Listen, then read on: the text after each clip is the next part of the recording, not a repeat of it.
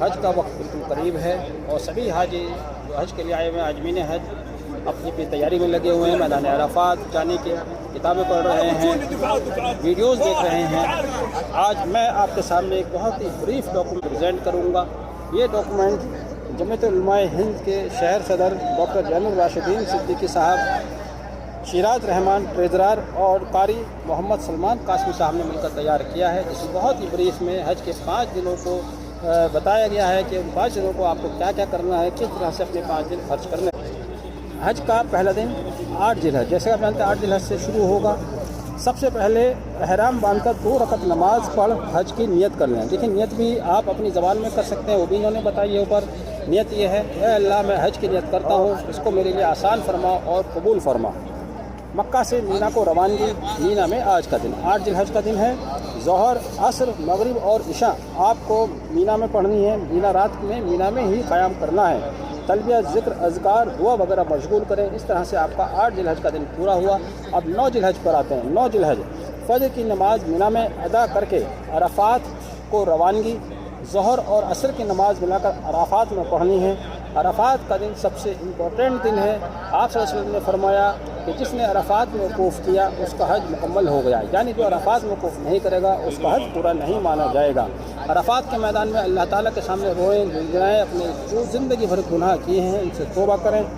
مغرب کے وقت مغرب کی نماز پڑھیں اور مزدلفہ روانہ ہو جائیں۔ مغرب کے وقت آپ کو میدان عرفات چھوڑ دینا ہے، مزدلفہ روانہ ہو جانا ہے۔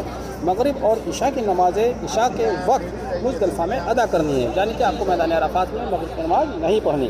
رات میں مزدلفہ میں قیام کرنا ہے۔ تلبیہ، ذکر، اذکار، دعا وغیرہ میں مشغول رہیں۔ تو آپ کا اس طرح سے 9 ذی الحج کا دن پورا ہوا۔ اب آتا ہے ذی الحج کی 10 تاریخ قربانی کا دن۔ مزدلفہ میں فجر کی نماز کے بعد مینا کو روانگی سورج نکلنے سے کچھ پہلے کریں۔